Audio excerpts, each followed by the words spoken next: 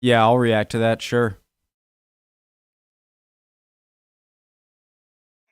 Whoa. The porn, the porn stars of World War II, pinups on the Homefront 17, preemptive like, right?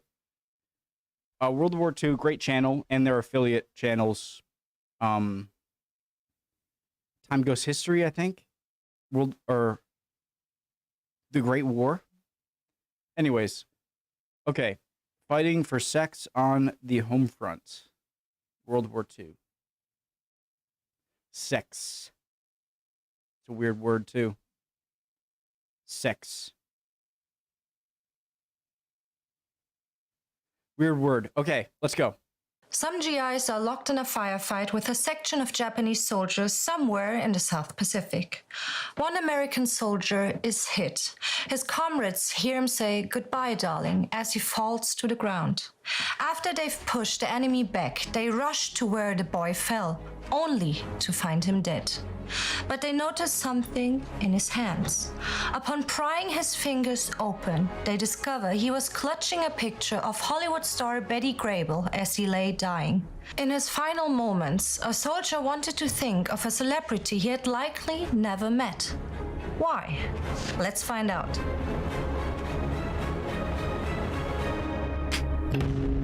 Ava. This is On the Homefront, a series of World War II in real time. I'm Anna Deinhardt.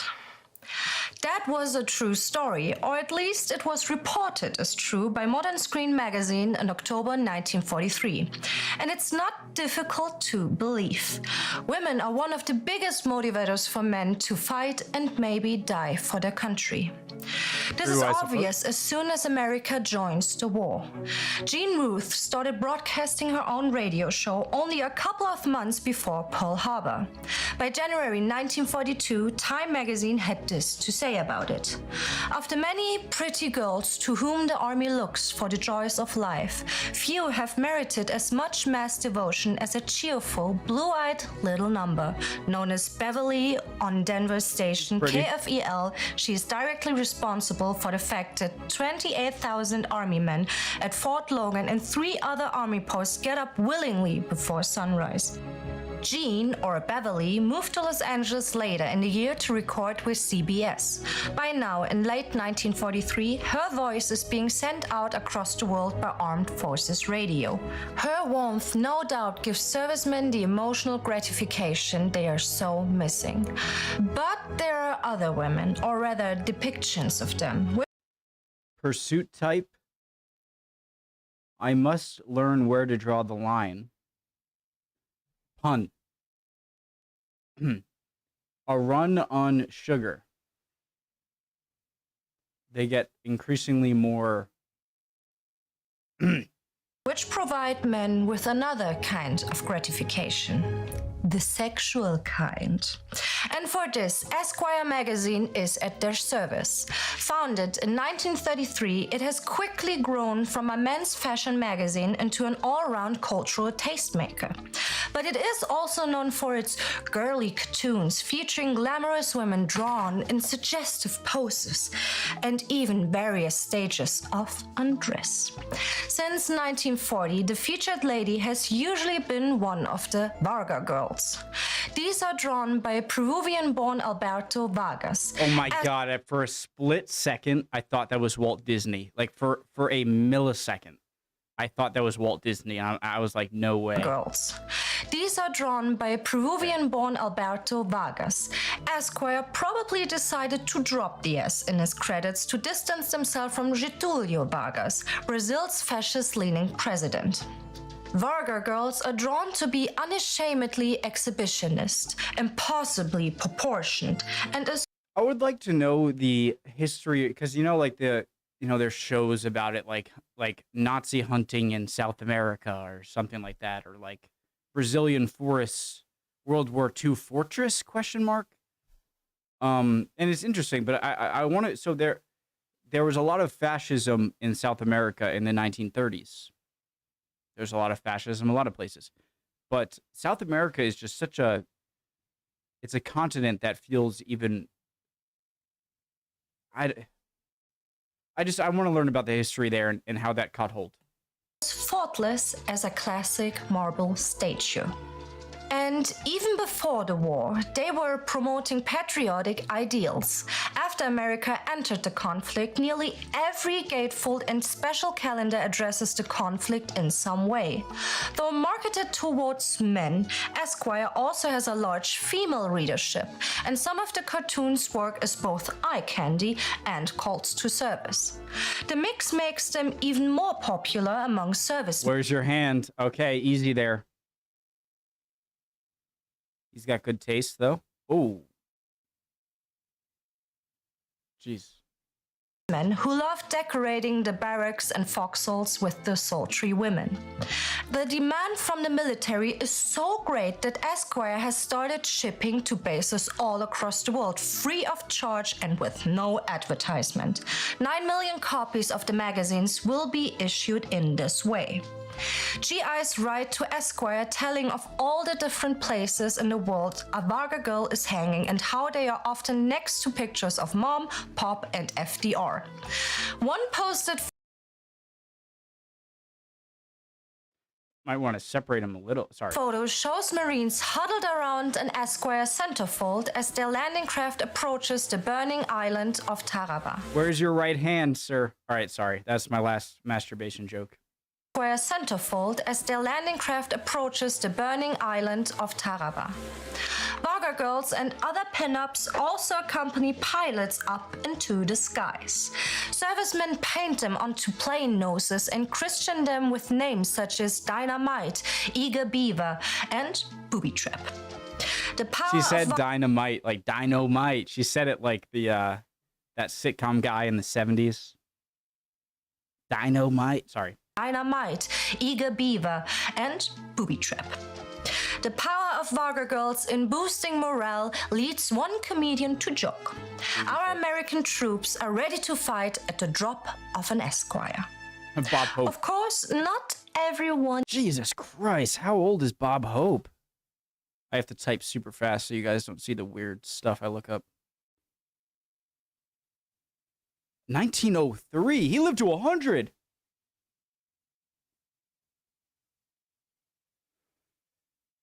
Because I remember him from Happy Gilmore, and I know that was in the 90s. And so he was also...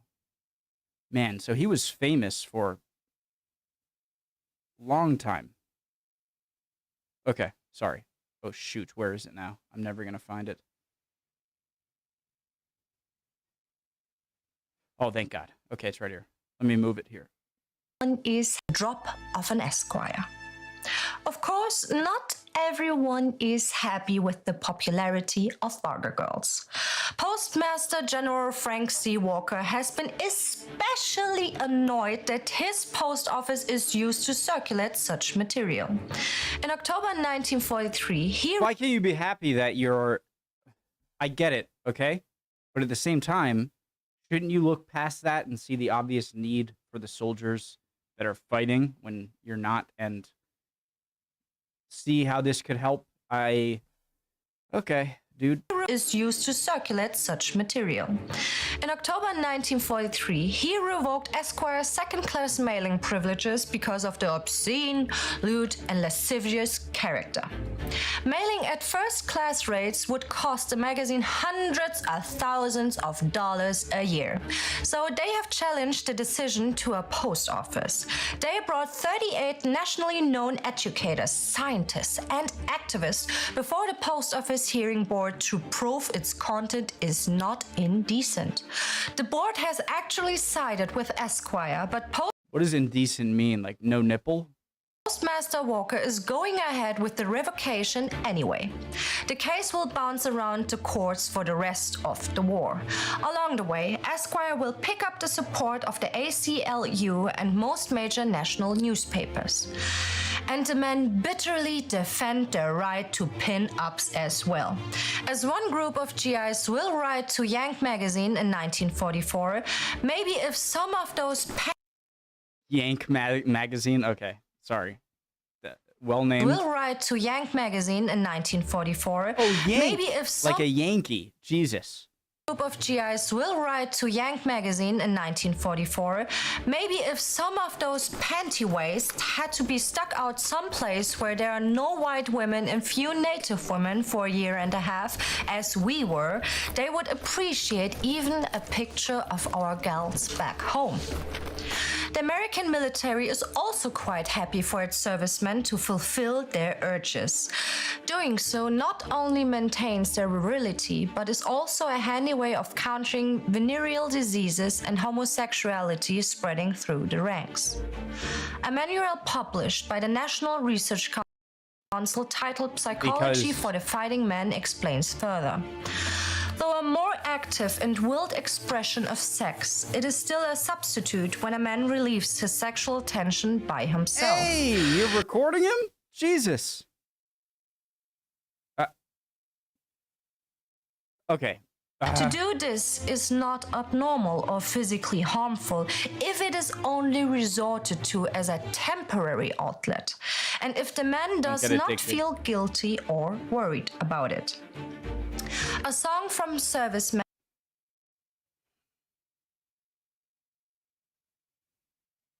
So the people running the newspaper aren't on the battlefield, but how can they not, even in the time of the 1940s, where this stuff was much more kind of taboo, I'm sure, how can you not just like take 1 second and be like, oh, wow, there are a bunch of guys, no women, fighting and dying, and you can't put aside your feeling or whatever just to provide them with that little relief, you know? You can't do that.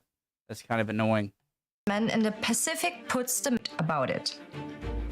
A song from servicemen in the Pacific puts the matter more directly. Masturbation is the fashion for unrequited passion. If girls can do it, why can't we? But out here in the Pacific, purely as a soporific, nothing equals simple self-abuse. That's a weird rhyme. It didn't rhyme at all. Okay. Weird song. Still, there is a pin-up star more popular than even the most naked Varga girl. It is, of course, the one and only Betty Grable.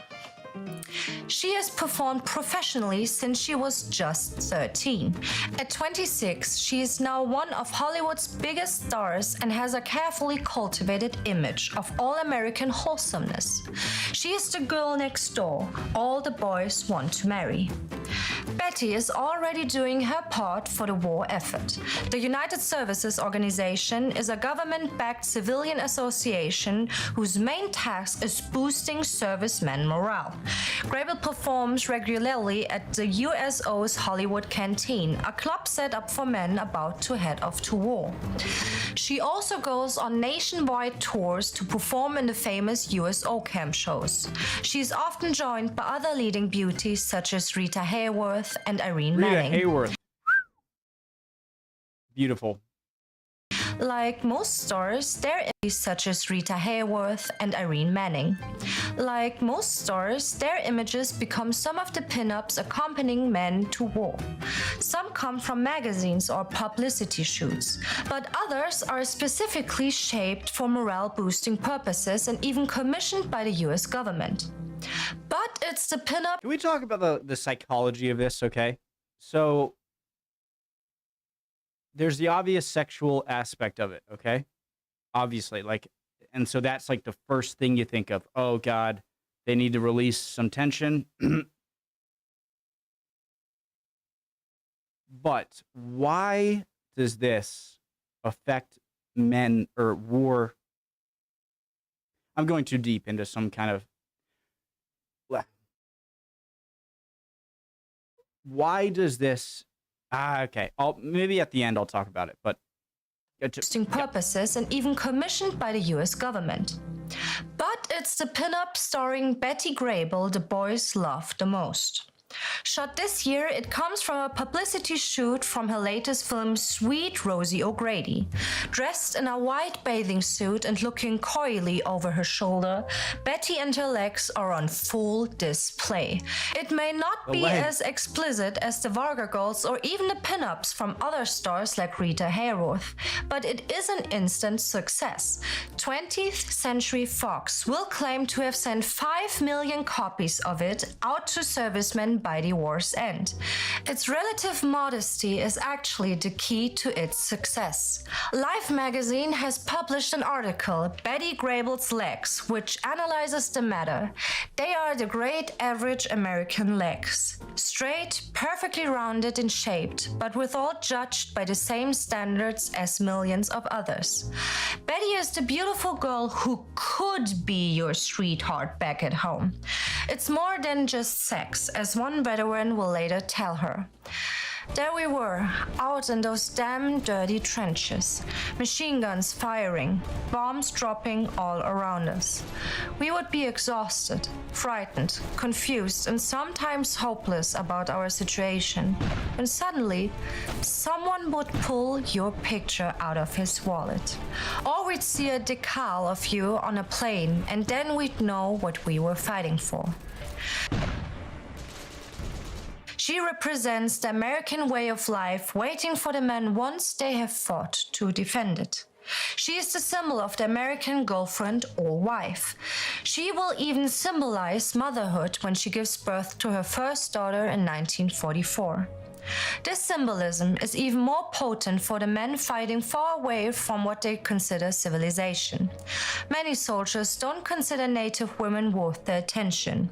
We've already seen this in that soldier's letter scolding the panty waist for criticizing pinups. When servicemen see white female nurses or entertainers in the South Pacific, they will often claim they are the first women they have seen in months and years.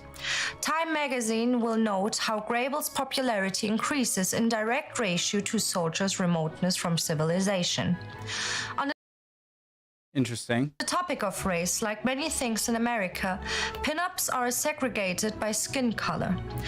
Lena Horne is the Betty Grable for black soldiers.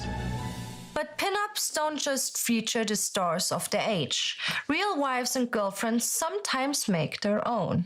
Psychology for the fighting men encourages the practice, and so does Betty herself. Edwards are constantly remind women to maintain their beauty for their military men. One 1943 Edward for soap has the headline, "I pledge myself to guard every bit of beauty that he cherishes in me." A 1944 face powder Edward will command women to be his pinup girl. Thousands of women answer this command, sending pictures of themselves to their men overseas. Some single girls even send their photographs to servicemen they have never met. They are often more modest than professional pinups, but they still follow the conventions of the genre. It further shows how pinups are not just a sexual outlet for men, but a symbol of why they are fighting and who they are fighting for. That's kind of getting into what I was trying to say. If we strip away the top layer of like, wow, hot, wow, she's attractive, wow, and think kind of why they're so powerful, right? And your first answer is, well, because they're very attractive. But I think there's something kind of beautiful or interesting of it, kind of like it. How do I say this? Look, I'm not going to say this perfectly. Maybe it'll get people mad. I don't know. I'm just saying what's on my mind. I don't mean anything by it. But it is not only a very attractive girl picture that is going to be attractive to the person looking at it, but symbolizes like is a symbol of what they're fighting for, sure, but of home, right? And so it's not just, and so it's interesting how a lot of the soldiers, their favorite wasn't like the most scantily clad woman, the most whatever, but like the more modest kind of, how that can be even more powerful than kind of a sexual drive is your drive to preserve this symbol that happens to be a woman of your home. Does that make sense? I think I said that okay. As some GIs in New Guinea will put it to a reporter, we are not only fighting for the 4 freedoms, we are fighting also for the priceless privilege of making love to American women. That is the power of the pinup. Of course, this privilege rarely considers the thoughts and feelings of the women themselves. In fact, those GIs may as well have said it was their right to have sex with American women, because that is the dynamic that pinups partly reveal. Women as objects for men to protect and to project their fantasies onto. The mix of that with the extreme violence of war can make pinups seem quite disturbing, especially as men on both sides of this conflict often claim their supposed rights forcefully. But like onto. The mix of that with the extreme violence of war can make pinups seem quite disturbing. True.